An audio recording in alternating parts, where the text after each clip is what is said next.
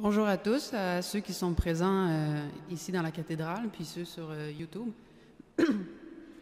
Comme le dit Hélène, je suis au doctorat en philosophie, mais si on m'a invité ici aujourd'hui, c'est pas vraiment en tant que doctorante en philosophie ou pas en tant que philosophe premièrement, mais en tant que témoin. C'est-à-dire que j'ai eu l'occasion ou la malchance d'observer de près cette nouvelle réalité qui est l'aide médicale à mourir.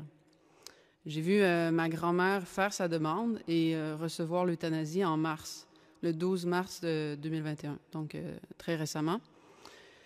Ma grand-mère est entrée à l'hôpital le mercredi 10 mars parce qu'elle avait des problèmes dans les intestins. On lui a diagnostiqué un cancer du côlon le jour même, ce mercredi-là. On lui a proposé une opération pour débloquer son côlon. Elle a refusé l'opération. En refusant l'opération, il y avait le risque de vomissement fécaloïde que le médecin nous a dit. Comme elle avait très peur de ça, comme ça ne l'intéressait pas, elle a demandé l'aide médicale à mourir le mercredi soir. C'est ma mère qui me l'a annoncé au téléphone en me disant bon, inquiète pas, là, sa demande va être observée, ça prend beaucoup de temps, tu vas voir. Je pense même qu'elle va être libérée pour la fin de semaine, puis elle m'avait même demandé de la visiter le samedi. Elle m'avait dit, moi je vais en camping, ça serait bien que toi tu y ailles. Le jeudi, je vais visiter ma grand-mère avec mon fils qui avait à ce moment-là 4 mois et demi, environ 5 mois. Je passe du temps avec ma grand-mère, j'arrive en après-midi. Vers 16 heures, ma mère arrive aussi. Et le médecin vient nous faire une annonce. En fait, il vient nous annoncer que la demande de ma grand-mère a été acceptée. Donc, on est le jeudi, le jour d'après. Il nous explique que ma grand-mère est lucide, que ma grand-mère est en pleine possession de ses moyens, donc il n'y a vraiment pas de problème. Il y a eu les 2 appuis d'un médecin. Le médecin il a même dit à ma grand-mère qu'elle prenait une décision très sage. Il reste plus qu'à trouver l'heure. Donc, le médecin lui dit on peut faire ça le lendemain, vendredi. Et il lui propose en avant-midi ou en après-midi. Ma grand-mère lui dit c'est l'heure qui vous convient et il lui propose le matin à 11 heures. Comme ça, elle va pas. Il a dit comme ça, vous n'allez pas angoisser avec ça toute la journée. Ma grand-mère accepte, puis c'est comme ça que c'est scellé. Donc, c'est sûr que moi, comme chrétienne, ça a été un moment vraiment difficile. Là. Moi, j'allais visiter ma grand-mère avec l'impression, on en a pour des semaines et des semaines, puis peut-être que l'aide médicale à mourir, de toute façon, ça va être refusé. On va lui parler des soins palliatifs, il y a d'autres options. Mais là, on m'annonce demain, à 11 heures, ma grand-mère va mourir. Et puis, j'ai pas beaucoup de temps, là, parce que j'ai un bébé de 5 mois que je dois allaiter, que je dois coucher, qui fait pas ses nuits, etc., etc. Le lendemain matin, on se présente le plus tôt possible. Mon mari, moi, ma mère, ma cousine, mon cousin. C'est difficile, on discute avec ma grand-mère, mais c'est relativement banal, là, des discussions du quotidien. Finalement, le médecin arrive, mais il nous propose quand même un temps seul à seul avec elle avant de procéder. Je lui parle assez brièvement, là, c'est-à-dire elle était au courant que je n'étais pas d'accord, elle m'en a reparlé, elle m'a dit « T'es vraiment pas d'accord ?» J'ai dit non, on en a parlé un peu et tout ça, je lui ai dit que je l'aimais, mais c'était imminent. Le médecin, juste avant la procédure, nous a dit dans une petite salle, parce que ma mère lui a demandé « vous accélérez le processus, mais j'imagine que c'est parce que vous allez faire un bilan très détaillé pour expliquer votre décision, pour expliquer que de toute façon, elle allait probablement mourir dans les jours qui suivent, etc. » Donc, documenter l'affaire. Le médecin nous dit non. Le médecin dit « On n'est pas sûr que votre mère va mourir dans les prochains jours. En fait, probablement pas.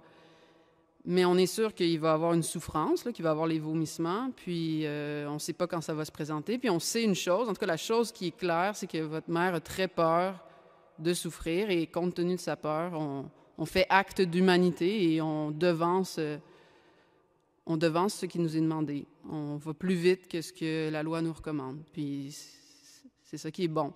Donc, le médecin nous annonce ça, comme je dis, 5 minutes avant la mort de ma grand-mère. C'est des faits qui m'ont fait beaucoup réfléchir. Puis, je dirais que ce qui m'est venu en tête, c'est un verset dans la Bible, un psaume, Amour et vérité se rencontrent. C'est un psaume que mon mari et moi avons choisi le jour de notre mariage, puis qui est inscrit aussi dans notre alliance. Pourquoi ça m'est venu en tête? Parce que, au fond, une chose est bonne pour l'être humain quand elle est vraie et quand elle nous conduit à l'amour, qui sont les deux biens fondamentaux pour l'être humain, qui sont le bien de la vérité, le bien de notre raison, de notre intelligence, puis l'amour et le bien de notre volonté. Et ce qui me frappe dans cette réalité-là, ce qui m'a frappé dans l'expérience que j'ai vécue autour de l'aide médicale à mourir, c'est que c'est une expérience, c'est une pratique qui n'est ni vraie et ni charitable, qui ne conduit pas à l'amour. Ce que j'ai vécu m'a manifesté que l'aide médicale à mourir est fondamentalement un mensonge, une chose fausse. Alors, une chose est fausse quand elle n'est pas ce qu'elle prétend être. Par exemple, on va dire qu'un ami est faux quand il n'est pas ce qu'il dit être pour nous, quand il ne correspond pas à la définition de l'amitié. Il nous dit qu'il nous aime, mais après ça, il nous trahit, etc. Donc d'abord, l'euthanasie me paraît être une chose fausse, une pratique fausse par son nom même. J'ai été frappée de voir que toute l'utilisation des mots est changée. Déjà, l'expression même aide médicale à mourir est trompeuse parce qu'on sait que le mot médecine renvoie étymologiquement à l'action de guérir. Le but premier d'un médecin, c'est de guérir la personne ou d'alléger la souffrance quand il n'est pas possible de guérir la personne. Mais rien ne va plus contre l'action de guérir, évidemment, que de donner la mort. Ce n'est pas non plus un acte qui enlève la souffrance. Ma cousine, après l'événement, après la mort de ma grand-mère, a dit « Vous faites un métier vraiment particulier, ça doit être difficile. » Le médecin nous a répondu « Oui, mais le soir, j'ai la satisfaction d'avoir enlevé la souffrance, d'avoir permis à la personne d'arrêter de souffrir. » Mais il faut voir que c'est vraiment quelque chose d'accidentel à cette action-là. Ce que le médecin a fait, c'est qu'il a enlevé ma grand-mère, c'est-à-dire il a tué ma grand-mère. Et évidemment, après ça, la souffrance se souffre, mais c'est un accident de cette action-là. J'ai été frappée aussi de le voir à chaque fois dire « Bon, ben on va injecter tel médicament à votre grand-mère, tel autre médicament. » Encore une fois, parce qu'un médicament, étymologiquement, a pour but de guérir une personne. Même le mot euthanasie était déjà une tromperie parce qu'on sait que ça vient du grec qui veut dire « belle mort ». C'est tout le vocabulaire qui est transformé dans cette réalité-là. J'ai été frappée par le fait que c'est une pratique aujourd'hui, dans les faits, mensongère. On nous dit que ça va être une pratique extrêmement encadrée. Puis moi, ce que j'ai pu constater, ma petite expérience personnelle m'a montré que ce ne l'est pas. Jamais j'aurais imaginé être confrontée d'aussi près à l'aide médicale à mourir, mais aussi rapidement. Ça a été un moment dans lequel c'était impossible de réfléchir.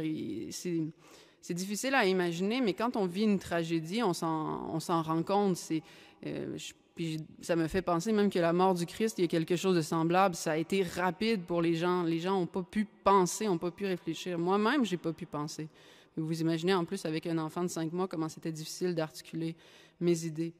On dit qu'on va avoir le temps de réfléchir, de délibérer, mais est-ce qu'on a demandé à ma grand-mère si la dernière année de pandémie n'avait pas affecté son jugement, ne lui avait pas donné un sentiment de solitude qui fait qu'elle avait envie de mourir? Est-ce qu'on lui a parlé de ça? Est-ce qu'on lui a parlé des soins palliatifs? C'est des choses que je pourrais jamais savoir parce que je sais pas quelle discussion le médecin a eue avec ma grand-mère, qui avait quand même près de 90 ans, là, qui était lucide, mais je veux dire qui était quand même une personne vulnérable. Et la discussion avec ma mère et avec moi n'a pas eu lieu. Je trouve que c'est une pratique mensongère à cause des qualités qu'on lui attribue. J'en ai trouvé 3 en particulier qui m'ont frappé durant cet événement-là. D'abord, le médecin se présentait vraiment comme un humaniste et nous disait que c'était un acte d'humanité. Mais il n'y a rien de plus mensonger, selon moi, parce que cette pratique-là, ce qu'elle dit, ce qu'elle sous-entend, c'est que l'être humain n'est qu'un animal, c'est-à-dire que les souffrances physiques font en sorte que sa vie n'a plus de sens.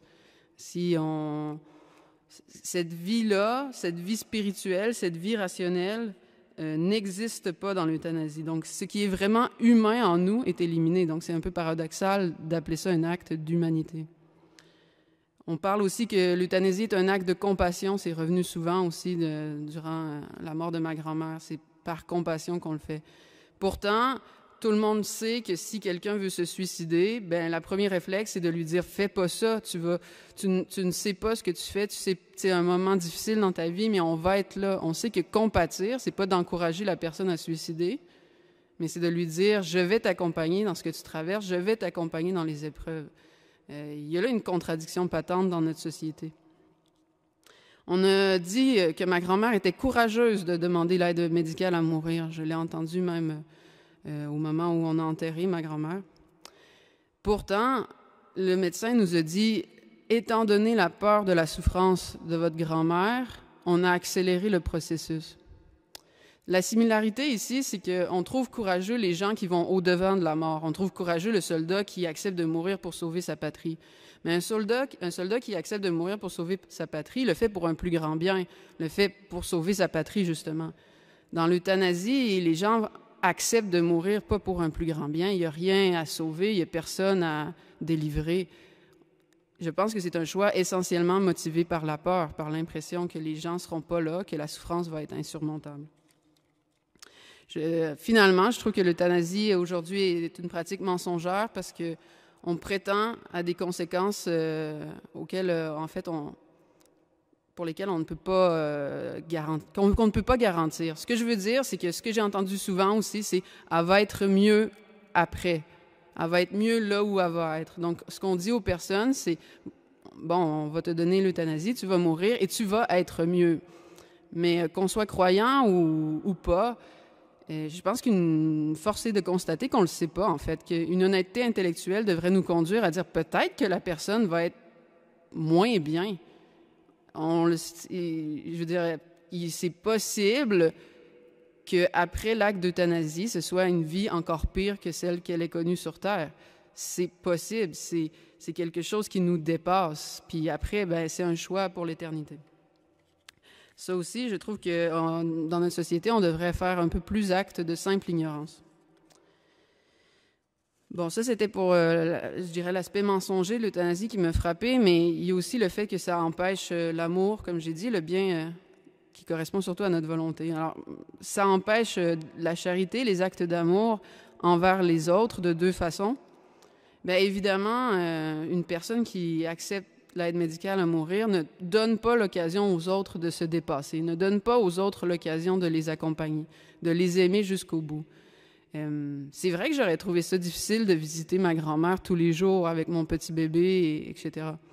Mais elle m'aurait permis de devenir serviteur, de me mettre au service. Elle m'aurait permis de goûter un peu plus au don de soi.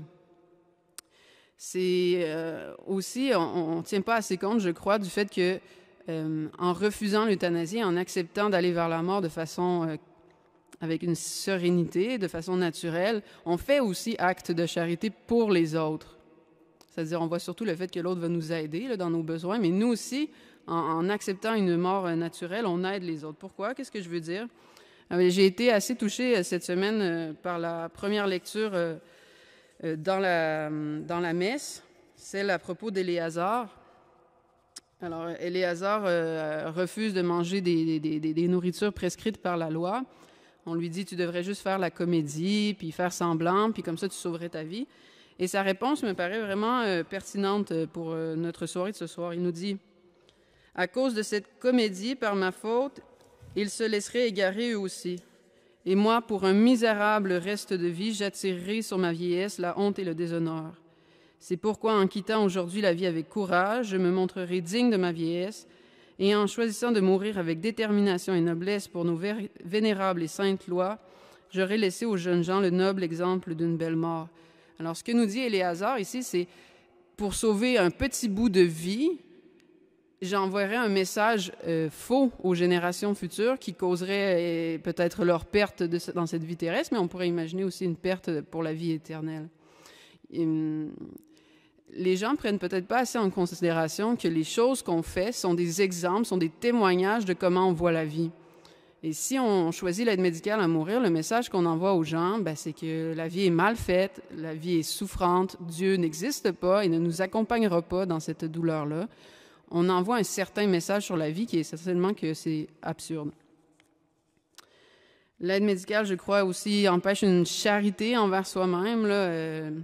Saint Thomas d'Aquin dit que la loi naturelle, au fond, se résume au fait que l'être et le bien, c'est la même chose. Puis il dit, c'est pour ça que la première loi naturelle, c'est qu'il faut se conserver, il faut vouloir vivre.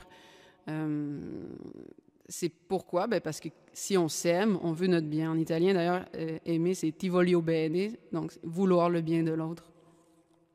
Vouloir son propre bien, qui est simplement d'exister. Je pense aussi que l'aide médicale empêche une charité envers Dieu, c'est-à-dire ça empêche d'aimer Dieu parce que, comme je l'ai dit, ça sous-entend que Dieu ne sera pas là avec nous, ne nous accompagnera pas, ne nous éprouve. Ça sous-entend que Dieu nous éprouve au-delà de nos forces puis qu'il faut prendre le contrôle de notre vie.